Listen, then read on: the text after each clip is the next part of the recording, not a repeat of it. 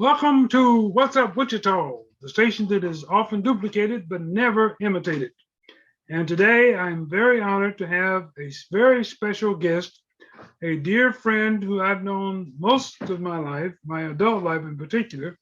And she is a native Wichitan. She was the first Black cheerleader at Wichita State University.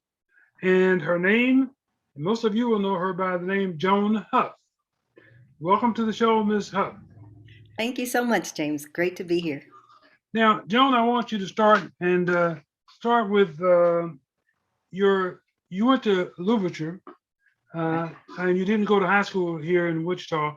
But tell us about from from Louverture up to basically now. Bring us up to date. Woo. Well, it's been a few years. Okay, I grew up in Northeast Wichita in the community. I went to Louverture, and I also attended a couple of years at Isley. So Okay. those were my primary schools. And then I went for a couple of years at Mathewson. Felt that I wasn't cracking enough books, and so she actually moved me to Brooks. And at that time, there was me and one other black student at Brooks. And I remember the principal there, I believe, was a man named Mr. Burgess, and he knew or figured that we didn't live in the Brooks community. Mm-hmm. And so he said, are you sure she's supposed to be here? And Mama had Yeah. already done everything to get the authorizations for me to change schools. And after he asked us several different questions, he finally said, and I never will forget this, I was only about 15. He said, but she just doesn't belong here. My mother said, if she doesn't go here, there will not be a school here. So I attended Brooks, me and one other black student. Mm-hmm. That was very interesting. Then I was so looking forward to going to East High because I had always wanted to be a cheerleader. Okay. And I was probably taller than most other cheerleaders because at that time they were very petite and Mm-hmm. I was already about 5'7". But I always wanted to be a cheerleader and so look forward to trying out as a cheerleader at East High. And my mother remarried. She remarried a man who lived in Arkansas City, Kansas. And so my high school years and in fact started and finished in Arkansas City, Kansas, a small town about 60 miles south of Wichita. Mm-hmm. I was brokenhearted because it turns out that Ark City had had their cheerleading tryouts at the end of the previous year. So when I got there, rather than being able to try out, I couldn't. And when the next year came, I actually decided to try out as a majorette. And so I was a majorette all during high school. Had a Okay. fabulous time in high school. I uh, had looked forward to being at East, but Ark City was a smaller high school, and I probably got to do several more things there than I would have otherwise. Sure. So anyway, but still just having the dream to be a cheerleader. I couldn't wait for Wichita State to start. I graduated high school in Ark City and ran back up to Wichita, stayed with my dad, John Huff, Mm-hmm. who had John Huff trash service, by the way. 1400 block on Pennsylvania. That's exactly right. Exactly right. He worked for over 50 years as a trash hauler and actually got the key to the city up when he passed. Everybody knew John Huff. Yes, he was a wonderful father and dad. And so between him and my mother, who insisted and put me into another school, I just always felt extremely supported by the community and, my parents and the community. Forgot to turn my phone off, sorry. Anyway, so got to Wichita State.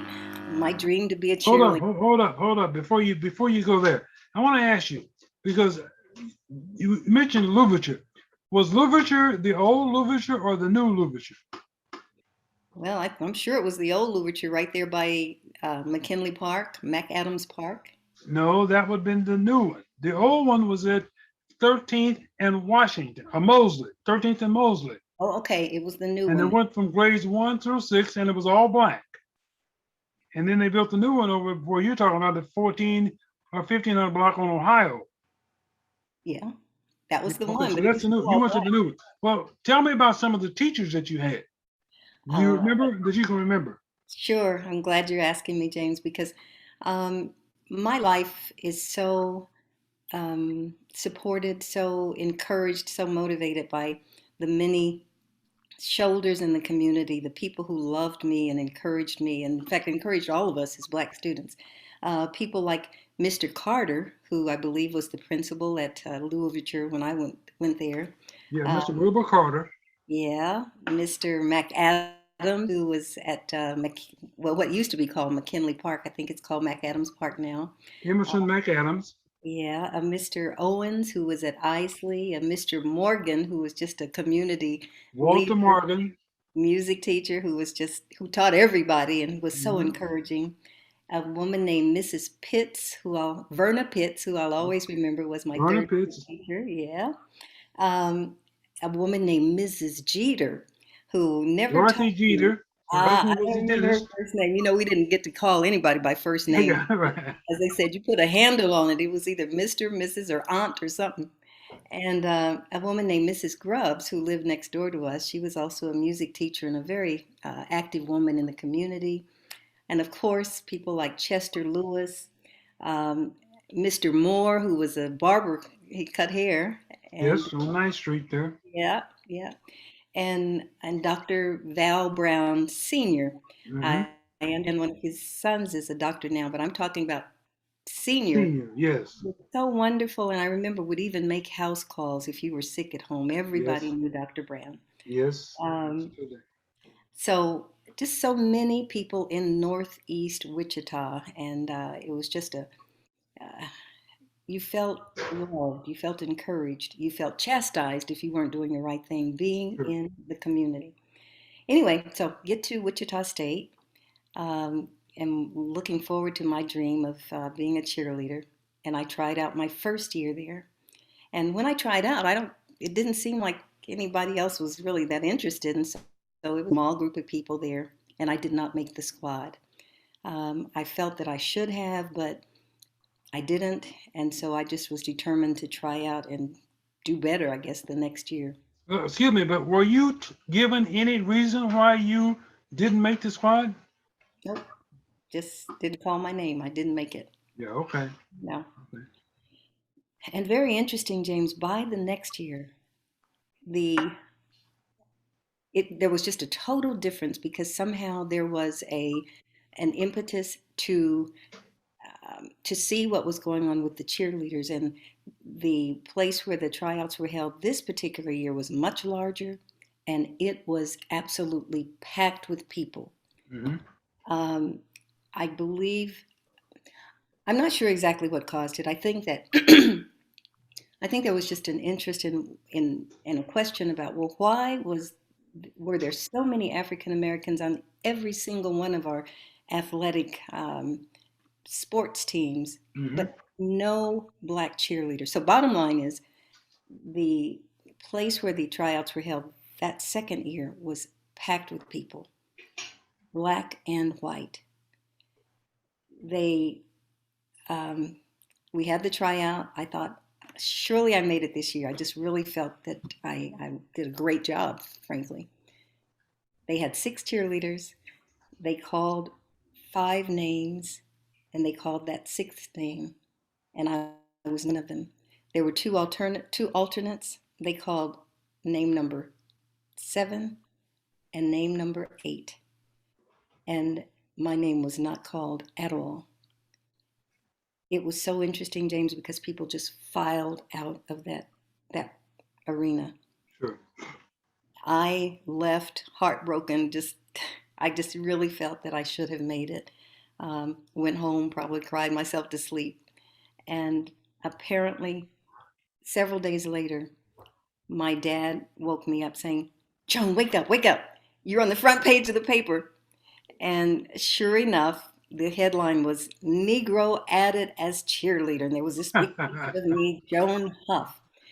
And unbeknownst to me until later, apparently that evening or shortly after, maybe the next day, all of the athletes, the Black athletes, had gone to the provost's office or the president, somebody, and it basically said, "It is time. We were there. We saw what was going on. She should have been named. And if she is not put on the squad, We will not play basketball, football, run track, nothing. It's time. Mhm. And apparently that had changed some minds, and I was added to the squad. So there were 10 of us, all of the people who tried out, who made the finalists and tried out, were added. So I think it was 10 on the squad that year. Well, that's interesting because that was a unique show of unity, Yeah. uh, and with those athletes, and that's something that's kind of rare even in this day and age that you just don't see. So you were very fortunate to have that kind of unity and support from these athletes because they knew that oftentimes they were the very people that the people were coming to see. And they were bringing a lot of people into the stadium, which at that time I believe was called, it was it Henry Levitt Arena at that Mm-hmm. time, or was it, uh, uh, It or was, was it? I think it was Henry Levitt. I can't remember what it was before that. But anyhow, uh, that was a unique show of force. And the president, who I believe was Radigan, hey, he even acknowledged that that was the first time he'd seen that kind of a group activity, and which that led him to say, hey, look, we have to do something. So what he did was, as you mentioned, he expanded the cheerleader squad from what 6 to 10, and then by you were one of the four new people that was chosen to be added to the team. And and so you were a cheerleader just for that 1 year. Is that correct? right, just for that 1 year. I had fulfilled my dream. And again, because I felt so much community support, so much love from the way that I was raised, I was ready to do something else. And in Sure. fact, it turns out that um, that following year, when I would have been a cheerleader my second year, happens to have been when there was the tragic plane crash, and Yes. and some of our athletes were killed. Um, there was an interesting experience though while I was a cheerleader, and that was that we played UCLA basketball. There, we were a wild card, and we got to go to UCLA. Cheerleaders normally didn't go, but we like sold cookies, sold cakes. We were Mhm. determined we were going Sure. because at that time the UCLA team was like number one. I think they were under Coach Wooden at the time, and they had this very tall man on the squad named Mr. Lou Alcindor. Yeah. And so we all went, and the cheerleaders were able to go. And we were there in our long, knee length wool skirts and sweaters and just really covered with our little pom poms. And first of all, Poly Pavilion was bigger than I had, a bigger arena than I had ever Mhm. seen. The noise level was just amazing. And our team came out and we were supporting them, because we had traveled all the way to the West Coast to be with them and support them. And then the UCLA cheerleaders came out. And I tell you, James, it looked like they had on bikinis. I mean, they had on these glittery, fabulous outfits. And I mean, they were just dancing away, and the arena just went insane. Mhm. And then I saw this waist go by and knew that this waist must be Mr. Alcindor. Yeah. And our our squad was just fabulous. Our players were wonderful. They always took care of me. They always looked after me to make sure I was okay. And I was I got a chance to meet, through some of the players on our team, I got a chance to meet Lou Alcindor, who is, of course, Kareem Jabbar today. And so that was just a wonderful experience. Yeah. I was going to ask you to because a lot of people don't remember Lou Alcindor, Hmm. but they know him, but they don't know him as Lou Alcindor anymore. They know him as you just stated, Kareem Abdul-Jabbar. Kareem Jabbar, yeah. And of course he's a legend now Yeah. in the basketball world. That Uh, skyhook, remember that? That killed but us. so now you come back and you finish out your 1 year as a cheerleader, but you Mhm. remain at WSU to get your degree. And what did you major in? Right. My major was English and I had a minor in French. And again, because I felt so supported, we were just always taught that You stand on some broad shoulders as a black student, as a black young woman, and you will represent and you will succeed. So I was walking down the hall one day and saw this little posting saying, study in Europe. And I thought, Okay. I want to do that. And so I actually spent a summer in Europe studying at the Sorbonne. And I just fell in love with this place. I mean, because back in the day, we were driving cars that were like 2 blocks long, gas guzzlers. And when I got to Europe, I saw these little tiny little boxes that they were calling cars. Mhm. And they were, I just felt it was so different. And the buildings, the architecture, so old and so beautiful. And so I determined at some point I wanted to go back and spend some time in Paris, France. And however, after I graduated from Wichita State, that was about 71, I also wanted to be a airline stewardess. Okay. And that was a time when the airlines were really feeling pressure to hire some Mhm. African American stewardesses. And I felt that, well, being black and being fluent in French, um, And that being good looking. thank you, that I should try my hand at being an airline stewardess. Plus, I loved to travel. You know, the trip to France had just really whetted my appetite. That was my first Sure. time ever out of the country.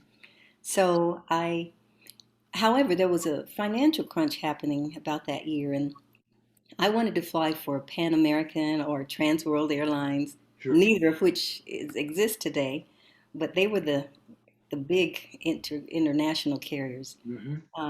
But because there was a financial crunch, they weren't even offering interviews at all. So I Sure. applied for and was hired by Continental Airlines. Hmm. And I just felt so special because they actually flew me out for an interview in Los Angeles. That's where their headquarters Headquarters. was at that Yes. time. And but it took a little longer for their school to start than they had originally thought. And so by the time they did start, I had moved to California because I had a couple of girlfriends there to the Bay Area, and my little money had run out, so I started working at Stanford University. Okay. First as a secretary because I had always kept a clerical job of some sort while I was in college to earn money. And when when Continental called, um, I just was having a great time. Me and my girlfriends from Wichita, Kansas, Madonna Williams at the time, and Tony Payne. And so I thought, well, that's not the airline that wasn't my first choice. So I'll wait till some of the bigger airlines start Sure. hiring. Well, I never left Stanford. My plan when I wanted to be a stewardess was to fly for a while, and then, if I got tired of that, to go to law school and become an ambassador to one of the emerging African nations because I was a lawyer and fluent in French. Okay. Um, so I worked at Stanford a couple of years and then thought, okay, I never flew, so it's time for me to go with the next part of my plan. I talked to some law professors at Stanford because I had been there a while and knew a few. And I wanted to make sure that because I was going to be paying for this, I wanted to make sure that I kind of knew what I was getting into. Sure. Well, to make a long story short, I ended up, instead of going to law school, getting my master's in staff development and training from the University of San Francisco. Um, and I realized that my joy of just people and with a degree in staff development and training, I I found my niche. And so Okay. basically, my entire near 30-year career at Stanford University was in human resources at one sort of another. And for my last, I worked at a place called the Linear Accelerator Center, which is a part of Stanford, a high energy physics research lab, as their employment manager. And then I went back to main campus and finally ended up as a assistant dean of human resources in the School of Humanities and Sciences, which is Stanford's largest school. My specialty really helping departments reorganize. You may recall that the dot-com companies were Yes. huge in the Bay Area. Yes. Well, and then their sort of sales went up and down. The success of these companies went up and down, and companies had started really needing people to help restructure, reorganize whenever Mhm.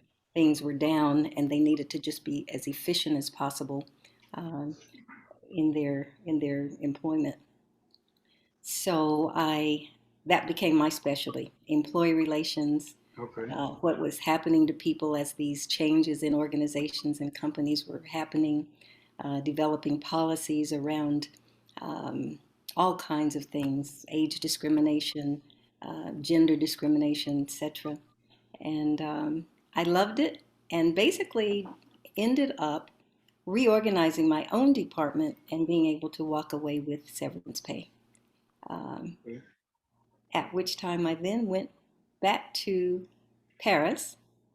And my idea at that time was to rest because I was working like 14-hour days. My idea was to rest and to then go back to the Bay Area because I was still too young to get my full retirement. Go back to the Bay Area and with the severance money that I had, open my own human resources firm. Okay. And that was my plan. Were you But married at that time? I was divorced. I was married and divorced. Okay. And I was married about 5 years and then was divorced for over 20. Okay. And let's see, yeah. All the while of my years at Stanford, though, the other thing I did, because my background has also included the arts, I Okay. played violin, I played piano, I sing. And the other thing I did was sing on the side. And so once I was in Paris, I saw museums, saw um, many things, and then figured, now what do I do with myself? Because I wasn't sure how long I'd stay, several weeks, Mhm. a month or two. But I then started looking around to see, well, what's going on here musically? And to be honest, because I'm African American, a singer, um, Europe just welcomed me with open arms Sure. in music. And fast forward, what I thought was going to be a few weeks or a few months has ended up being 20 years.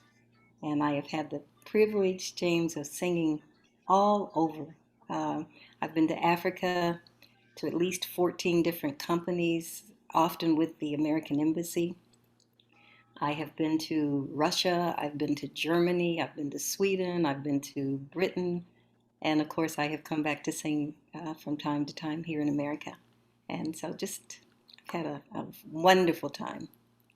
Well, before you went to Europe, did you do any singing professionally in the United States? Yeah, yeah, that's what I was saying. Alongside my job at Stanford, I sang for years in the Okay. U.S. But I didn't know if you sang professionally or not. But Yes, but basically, your springboard to success professionally happened while you were in Paris, right? well, I was had pretty wide popularity while I was in the Bay Area as well. In fact, I remember one time, you may know that music is so related to engineering. And half my band, when I was singing in the Bay Area, they were engineers, people who had worked at Lockheed. Um, Okay. and I remember one time, and in fact, a couple of them were older than me, so they had already retired. They were formerly engineers. Um, and I remember one time it was during the holidays, Christmas, and we had so many gigs lined up.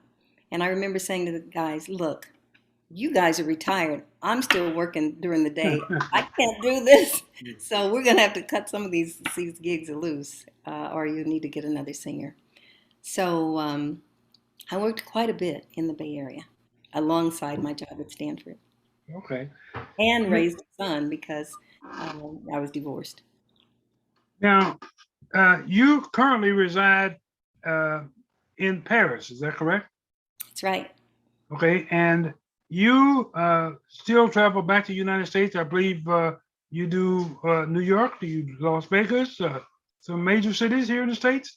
Yes, yes. In fact, the album that I have that should have been out by now was a result of my tour in New York in 2017.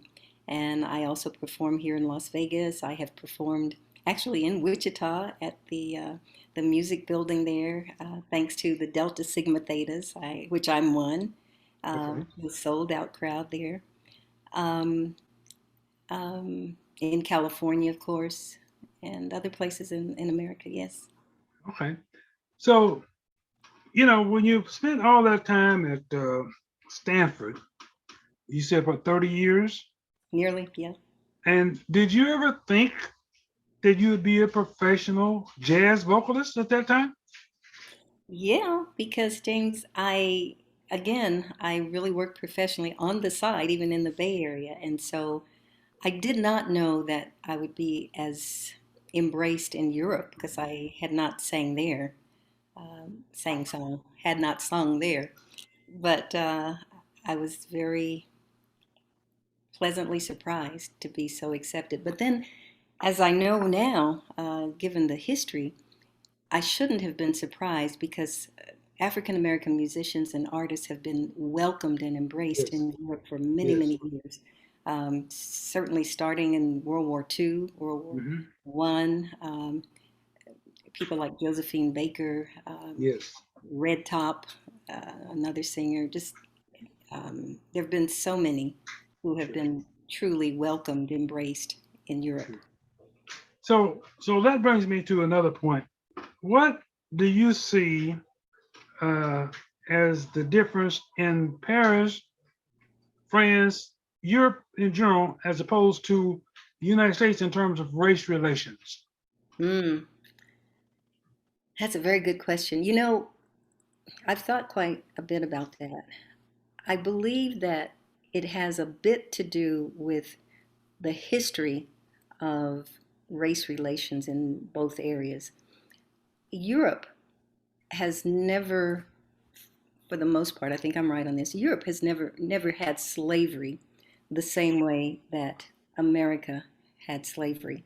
However, Europe, France, Britain colonized so many places. So while it's a different kind of system, if you will, clearly racism exists in both places. Sure. Um, it's just has a kind of a different historical um, way that it has come about. Okay. So now you are considered a successful professional jazz vocalist by folks in Paris and Europe, and maybe to a lesser degree in the United States. Would that be a factual statement? I think, because Okay. I hear there much, Okay. So now I do know that doing a little reading on you and your background, that you've been compared by some, if not many, to the late great Nancy Wilson. Uh, and do you consider that? Well, I think you do. Certainly, that's a compliment to you. it's truly Uh, an honor. Yeah. so, but here's the thing I've noticed. I've looked at a couple of videos on YouTube with you, and you seem to really, really be enjoying yourself as a singer. Mm. Uh, I mean, you don't. Well, I don't know if I should say this, but you don't. Looking at you, you don't act your age. Okay, I don't know. you don't look your age. But you look like you're having so much fun out there. And I mean, and was that what you would contribute to part of your success? I believe so. I love performing. And in fact, uh, in all honesty, I love performing much more than I love recording.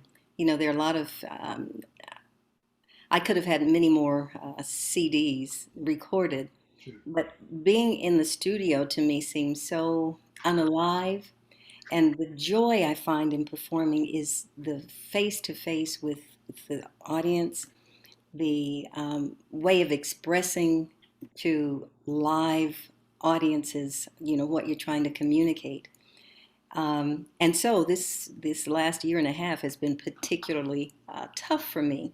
I've used that time to do other things. I have done some Zoom things. I've done, but it's just not the same. There's this disconnect Sure, between the real live audience sure, when you're doing anything either in the studio or um, on Zoom, as a lot of sure. artists have done now. But I absolutely love performing. And even since things have opened up a bit, I've done some outside concerts. And even when the people are far away from me, because it's outside and I've had the opportunity to perform for a lot of people, it's still something you just feel when you feel the live audience, even if they're not super close to you. I also enjoy very much performing in smaller clubs and venues. Um, yeah, I just like the connection, the live connection with the audience.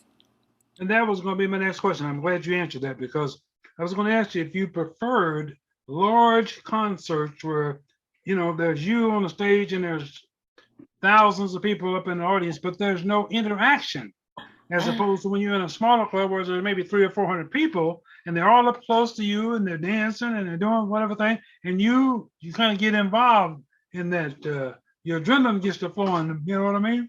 And you Yeah, can you can you can then express yourself in a way that you can't do before a large uh, a concert audience.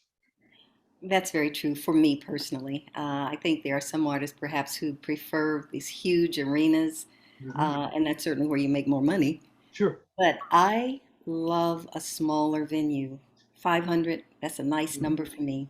I have had the privilege of performing for thousands, but I mean behind fences. And it's Sure. like you feel like behind fences, and you feel like you're kind of up there by yourself. Sure. You have the devices in your ears, and so you can hear things, but it's like it's very different. And so I have done both. I enjoy both, but my preference, to be honest, is in smaller venues that hold like 500. Sure. So when's the last time you've done a performance here in Wichita? Hmm. A while. I think 2000s. It's been a while. I can't even remember. Yeah. Okay. All right. So where can people find your music at here in Wichita? If somebody wanted to buy one of your albums or one of your CDs or whatever, where would they purchase that in Wichita? I have had my music on CD Baby. I'm not sure if it's still there though right now, and I'm in the process right now of finishing my CD, which is my live tour in New York. And Mhm. so they will be able to find that on CD Baby in just a matter of months, probably Sure. a couple more Okay. months. Yeah. Okay. And then you do have some video that might be small in terms of minutes, but on YouTube, is that correct? On YouTube, I do have a channel. Um, you can find me on Facebook, although my Facebook is broken at the moment, Okay. and I'm in the process of fixing that. Um, yeah, those two places. Okay. Well, one thing I want you to do is when you finish your CD and you release it, be sure to send me a copy. I would love to have it. I will for sure, James, with pleasure. Okay. And let me say this to you. It has been a absolute pleasure having you join me here and spend some time here and hopefully reconnect with some of your friends from Wichita. And when you come back to town, I want you to visit a couple of places. I want you to visit the new Dr. Ronald Walters Library, which is located on East Harry halfway between Hillside and Oliver. It's on the south side of the street. You won't be able to miss it. The big Okay. sign out says Dr. Ronald Walters Library. I think you would take yourself a tour of that. I think you'll really like that. And then also a dear friend of yours, Mr. John Rolfe, just was promoted to be the first African American to be president and CEO of the Wichita Chamber of Commerce. Oh, wonderful, So wonderful. And those are people that, I think that you would appreciate their accomplishments being from Wichita as you were. I know John well and his beautiful wife Felicia. And Mhm. I always used to tease John and call him Senator John because I expect big things from him. And Felicia's just a lovely person. She interviewed me not too long ago regarding my cheerleader experience, and it's just beautiful to see the younger people coming along and again standing on the shoulders of so many wonderful leaders from Wichita. Well, Joan Huff, I want you to know that I think you are an inspiration to many African American youth. Your journey from the first African American cheerleader at Wichita State to your now status as a successful international jazz musician, vocalist, I mean, jazz vocalist, has to be inspiring to any of our young people who are aspiring to, as you said earlier, do anything they want to do if they just put themselves to it. Okay. Right. And so you're an inspiration, and Put it's been themselves an to it, absolute work pleasure. hard for it. I'm sorry. It's been an absolute pleasure having you spend some No, I was time just with saying, me and the audience here today. And at any time you want to share some time with the Wichita audience, I'm available. Okay. I'd love to have you back. Okay. James, thank you so much for inviting me. It's been a pleasure. And to everyone in Wichita, I love you and I thank you for the support and for the caring that you have given me from a child to now. And my wish is to be able to give something back. And I hope that, yeah, thank you so much for the interview, James. It's absolutely my pleasure. And I'm sure that you have a lot of friends that will get a chance to see this video and say, oh, yeah, I remember her. I remember her. Okay. So, all right. Thank you very much for joining me today. You're welcome. Take care. Like I said, it's been a long time since I've had a chance to see you in person and to hear your voice. But it's like one of those old saying is, you might be out of sight, but you're not out of mind. Okay. Thank you. So good to talk with you. All right. That's it. Another edition of What's Up Wichita. Thank you very much. Program is brought to you by the Kansas City Business Association.